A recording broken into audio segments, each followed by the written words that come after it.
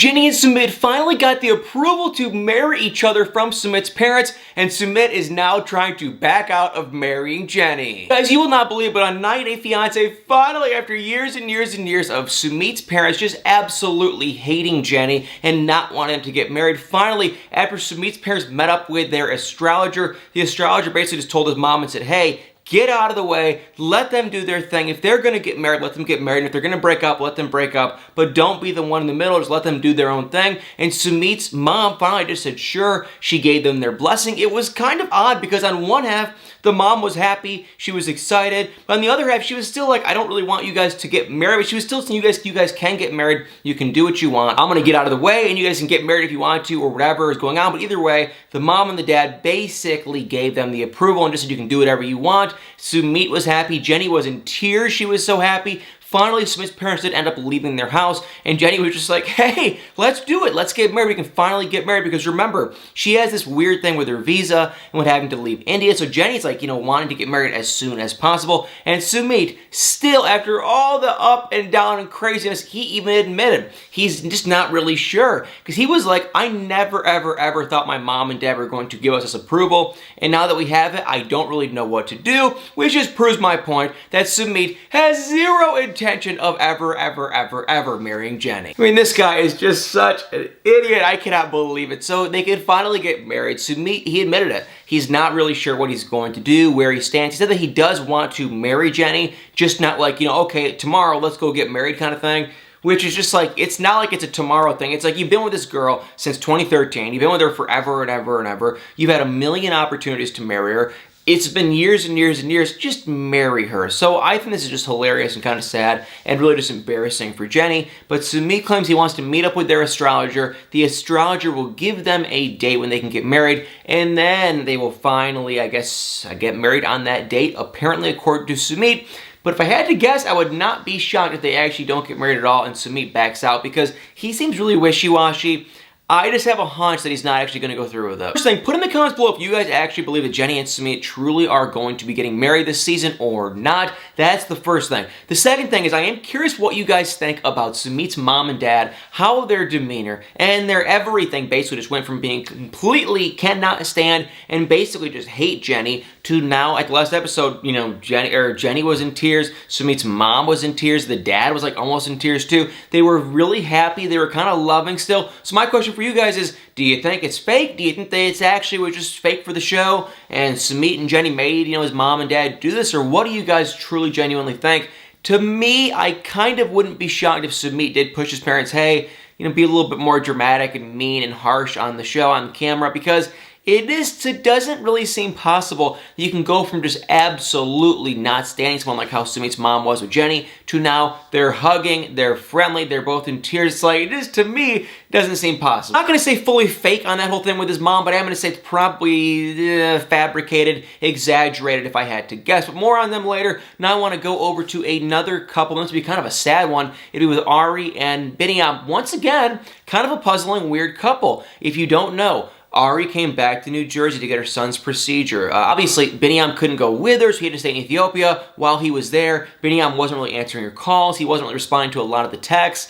He was kind of being standoffish. People were sending pictures of Biniyam and other women and this and that. It was not a good look for him at all. And Ari did call him out several times for cheating. And Biniyam kept denying. And finally, Ari just said, listen, Biniyam, I am not going to go back to Ethiopia. So I will meet you in Kenya. Or if you don't want to do that, we can figure out some way to split up custody of, Avi. And that is just that. And so he agreed to meet in Kenya. Ari's mom came too. They met up with Biniyam in the last episode. Ari was extremely emotional and sad and hysterical because she believes in her heart that he 100% cheated on her. She's kind of just at like her wit's end. Like she's done with this whole relationship. She doesn't want to move forward, but she's open to at least kind of talking it out, I guess. But you can see she's hurt, she's sad, and she has the proof to believe that he definitely did cheat. So it is very just sad to hear. And so they met up, Biniyam, they talked together.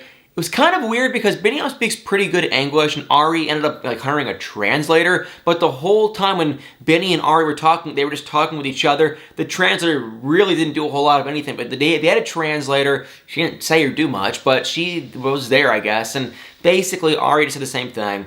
I think you cheated on me. You were bringing women in and out of the house. You were out with women. Everyone was telling me that. And Biniyam just said no. I basically turned the house into a recording studio. People were using it, and some of the people that were using it were women. That was his reasoning, which honestly, it could sound kind of, true. It does sound kind of true. And it finally got to a point where Ari said, well, if that is the truth and you did not cheat on me, do you think you did anything wrong? And Biniyam, which was kind of sad to hear, he actually said no. And obviously, him not responding for days and days and days, if that is as true as Ari made it appear to be, and she's not exaggerating at all, that's not cool, not good. I don't like to hear that at all because that's kind of just questionable. But Biniyam did claim that Ari would scream and she would be mean to him, which that could be true, and that's why he was turning off his phone, and that's why he wasn't responding, because every time that that they would talk, she would get so hysterical and so mad at him, and that was kind of just that. So I can kind of see both sides. I think they definitely have a miscommunication, but it's a puzzling couple like Jenny and Sumit too. The same kind of thing, because it's like, is it true? Is it fake? I've always liked Biniyam, but the stuff of him and the pictures and the text, it doesn't seem good for him on him, not cheating and whatnot. So I'm just really puzzled. I'm really confused. I don't know what to think. You guys comment below, but if I had to guess, I'd probably say maybe they are horrible at communicating. Ari probably is overly emotional, and Biniyam's probably overly quiet, and so it's like she gets really emotional, and he kind of probably just gets quiet and weird and doesn't want to respond or say anything, and that's probably just the situation. Do I think he cheated? That's a fine line. I don't know. I could definitely see it happening because she was gone for 2 months, and I think he's done some questionable things in the past too, but also I really like the guy, so I don't really know what to think. I'm going to give him the benefit of the doubt and say I hope to God no. I just think things kind of just seem to add up weird and not really look right, but I do think genuinely he is a nice, genuine, sincere, sweet guy. So we're going to give him the benefit of the doubt, but if he did cheat and there's any more proof that comes out, I'll be absolutely devastated. So guys, comment below what you guys think, whose side you're taking. Hopefully, Ari and Biniyam kind of just keep talking it out and working it out and find a resolution, I guess. But they both just kind of suck communicating because she gets so hysterical and he gets so locked down and quiet. It's like they really can't talk and communicate at all. Then we guys see Kenny and Armando, and once again, kind of a weird situation. So basically, Kenny and Armando, they are getting married. We have good news with that. Armando's dad was not going to come to the wedding. He was basically against it. He was kind of in the middle. He wasn't comfortable. He told Armando time and time and time again, finally at the end of it, that, hey, I'm not coming, but we have good news. He is coming, it sounds like. So Armando's mom and sister, I think her kids are driving to where they're at to go to the wedding. And the mom did say, yes, your dad is with us. Now, that doesn't mean that he's, totally going to come, I guess, but he is there, so I don't know. We'll have to see how it plays out. We could see that Armando was just unbelievably emotionally ecstatic. He was so happy. He wanted his dad there. He loves his dad. His dad kind of appears to be coming, but I almost wouldn't be shocked if he just comes to the city and doesn't actually go to the ceremony. Maybe. I don't know. We'll have to see, but I would not be shocked if he just says, I'll go maybe to the reception and not the ceremony. I don't know. Maybe he'll go to the whole thing. Maybe he won't go to any of it. But he is at least in the car coming to the wedding. Now, will he go to the actual wedding reception? We'll have to wait and see. But he is kind of trying to make an effort, which is great for Armando. So that's a good thing.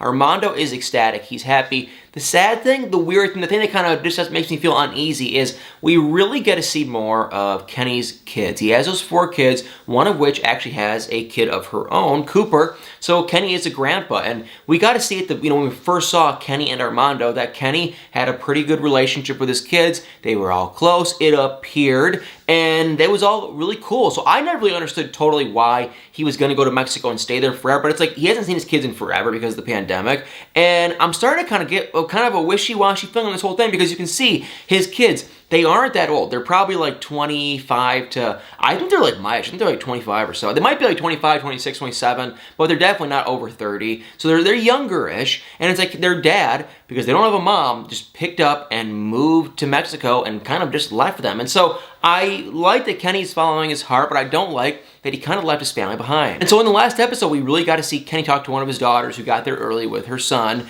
and you could see she was super sad. We got to see in a preview for the next episode that Kenny talks about how they're thinking about adopting a kid, and all the kids were like in tears because they were like, you have 4 kids here and a grandson and another grandson on the way, and you spend no time with us. And that's kind of just the reality. He might be FaceTiming and Skyping and Zooming a lot, but it's like, all in all, he doesn't seem to be spending a ton of time with his kids. And to me, if I was Kenny, I would tell Armando, hey, I love you, but listen, your family, they're not very supportive. Let's go back to America, at least for some time. Maybe it'd be impossible with Hannah and English and Spanish and all that kind of stuff, but it's like, they have a very supportive family in Florida. There's probably more opportunities in Florida.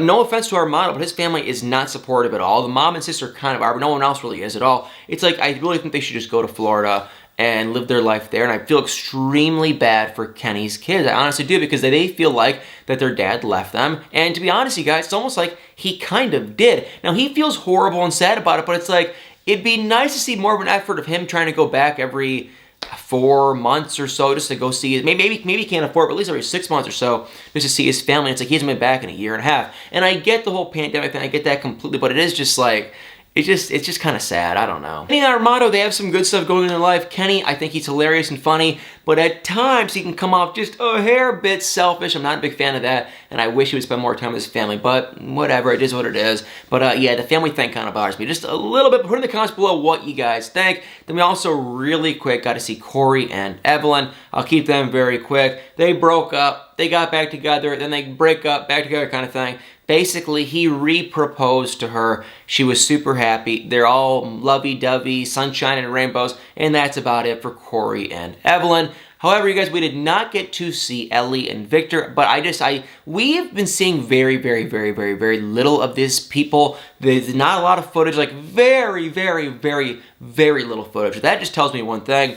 They are not going to be on the show very long. Something for sure happened. If I had to guess what happened, is probably Ellie is sick and tired of Victor. She's sick and tired of him using her money. She's sick and tired of him being wishy-washy on the whole cheating thing and all that kind of stuff. And I think she's going to pack her bags and leave and go home, and that's the end of it. And there have been a lot of rumors that kind of lead in that direction. I'm not going to say for sure, but that's just kind of, that's the gist of it. That's what everyone's kind of saying. So Ellie and Victor, we did not see them again. We got to see the next episode, though, that they are going to be back together, but it doesn't seem like for a lot of footage, a lot of anything at all going on. Typically, when a couple doesn't have a lot of footage of themselves on 90 Day Fiancé in a season like this, they probably didn't make it much long. They ended up breaking up pretty soon. So we got to see not Ellie and Victor. Actually, they were not on the show, but last but not least, we did get to see one of the worst people and one of my favorite girls to be on the show. That would be Steven and Alina. I cannot stand Steven, and Alina, I think, is so sweet and nice and deserves so much better. So Steven, he proposed in the last episode, I think, and their relationship has actually been getting better and better and better.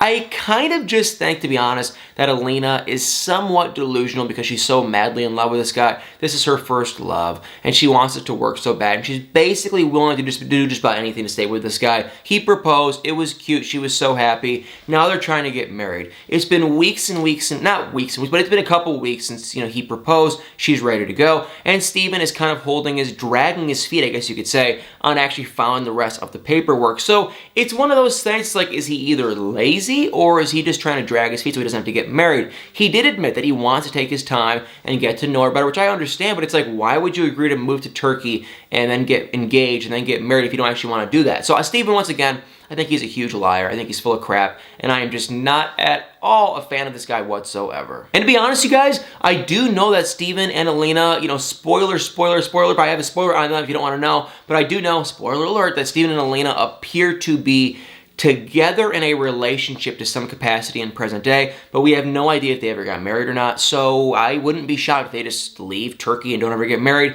He goes back to the US, she goes back to Russia, and maybe they try to do a long-distance relationship for some time. Maybe, I don't really know, but it is just kind of odd, kind of weird, and I think that Steven is showing a lot of red flags, and Alina is just trying to kind of ignore them because she loves the guy so much because he is her first love. Well, guys, 90 Day Fiancé, pretty crazy, bizarre, strange episode. Some of these couples, you just never know what to believe. You never know what to think, but at the end of the day, it is pretty hilariously interesting. At the end of the day, it is pretty hilariously interesting. Well, guys, thank you all so much for watching. Please hit that like button, hit the comments below, and y'all better stay tuned for many more videos.